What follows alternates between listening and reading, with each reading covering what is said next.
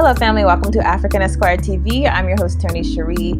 I'm sure all of us by now are very well aware of the French colonial machine that still is imposing their interest on African people, particularly in the continent.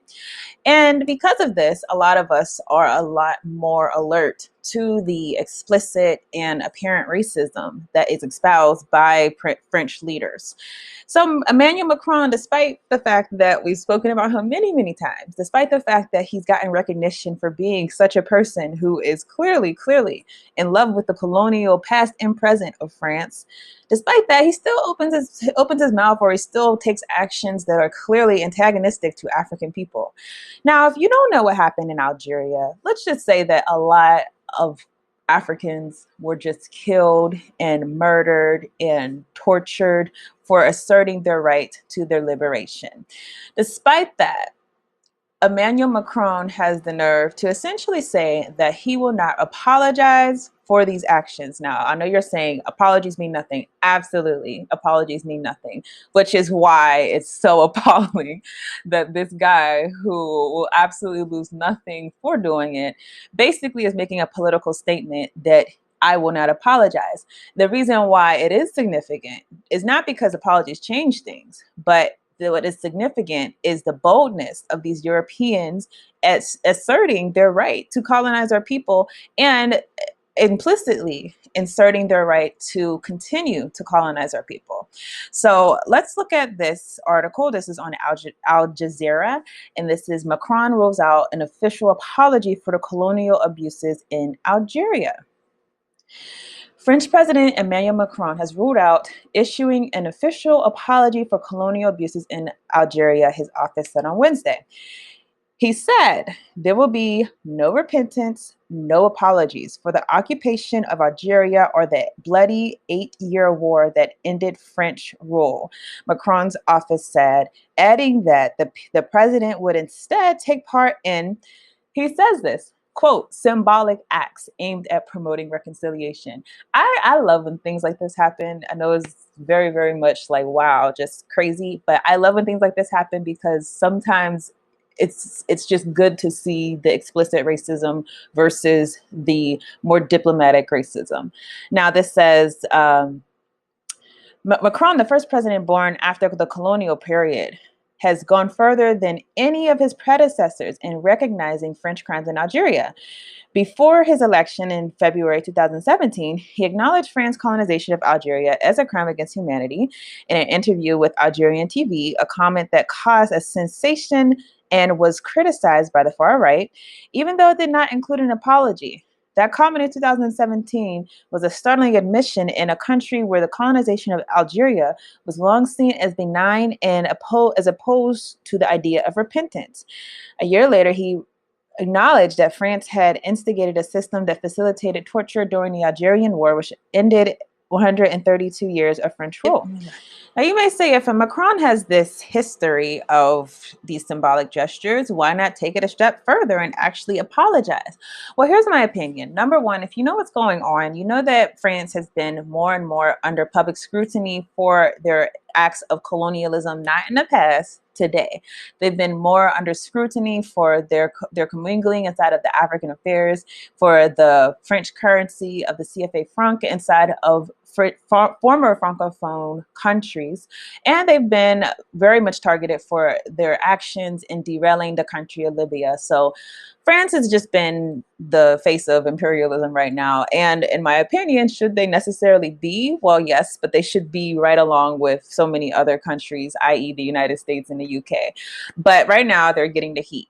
Now, because of that, we have had consistently more and more people calling out the French government, more and more people who are awakened to the French government's involvement inside of African politics, and a lot of people are upset. Now, you would think that this would make him want to apologize to maybe get the heat off of him, but in my opinion, what's probably happening is he's becoming defensive because Africans more and more are unleashing their fury against this man, and I truly believe that he's realizing that these symbolic gestures will mean nothing, if he's actually not actually going to take definitive actions to undo the legacy of French colonialism. More and more people are talking about reparations. Reparations are a very different thing than talking about a public apology. Not only that, but if you're talking about stopping the colonial relationship as it manifests today, then that would completely bankrupt the French government. So what I think is probably happening is that you're having a situation where his symbolic gestures in the past have not satisfied people, obviously, because the exploitation continues. And instead, he's realizing that he has to retreat from this issue altogether and essentially hope that the conversation stops and that people stop rebelling against these forms of oppression and instead find some other focus. That's what is a common strategy. If you notice, when it comes to white supremacy, it's a very much a common strategy to ignore the people and to pretend that it's not happening and to wait until something else becomes more of an occupying conversation that's going to take the place of the conversation that the people have demanded. I.e., if you don't know, the reparations issue has long been an issue on the agenda for Africans in the United States. It's only after they wait for it to no longer be a hot topic. It's the imperialist agenda to wait until something else comes up that can basically derail from that conversation. That's what they try to do. So what is Macron saying when he says we'll do more symbolic gestures? Well, he means that we'll go to some ceremonies maybe, and maybe we'll do some type of relief or give some type of quote unquote aid to Africa that's just going to handicap Africa more. Meanwhile, we're not going to discuss the explicit acts that have happened under our government. At least people start actually investigating more and more these atrocious acts, and also start attributing the present realities to the continuation of a lot of these colonial policies. So this is imperialism as usual. I just wanted to report this story. What are your thoughts? And I will see you in our next video. Family, this is Tierney Cherie. I'm here to make an announcement that I'm very, very excited to make. I'm excited because I really think this is something that is important for our people. Otherwise, I would not have devoted so much time and energy towards it. So I finished my first book, and the book title is Fostering False Identity, the Child Welfare System's Design of Social Control of the Black Family. Now, why is this book something that I think will be very important for our community? Well, number one, it's dealing with the system of white supremacy, particularly the way that the system has targeted our children. If you don't know, our children are literally our future. Without our children, we have no future. And so understand that the system is very crafty when figuring out what to derail first. And to me, it's no mistake that the system particularly went after the Black family. If you look at what happened whenever we were enslaved by this system, and continues to go after the Black family, continues to go after Black children, continues to try to villainize African parents. So for that, I wanted to particularly talk about this subject. Now, the other thing that the book will deal with is our African identities. Why is it that our African identities are a threat to this system? Why is it that whenever we want to identify ourselves as being African, we get so much drawback inside of the Black community? I think a lot of us are not aware of the history of assimilationist thought inside of our community, this idea that we have to be close to white in order to be accepted. And so that's another subject that we delve into in this book. So I'm hoping that anyone who is, obviously, if you're a parent, a Black parent, and you really want to understand why it is that these systems are going after your children, I encourage you to read this book.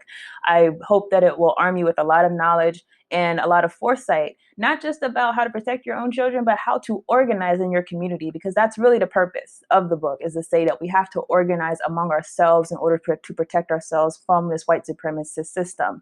And then obviously, if you're an organizer in general, this is something that I think is important for you to read, because like I said, this is a subject in the Black community that we just don't discuss enough. Child welfare is not something that is going to get enough attention. People obviously will organize them around other causes, but this is one that is really important that I feel like we have to pay more attention to.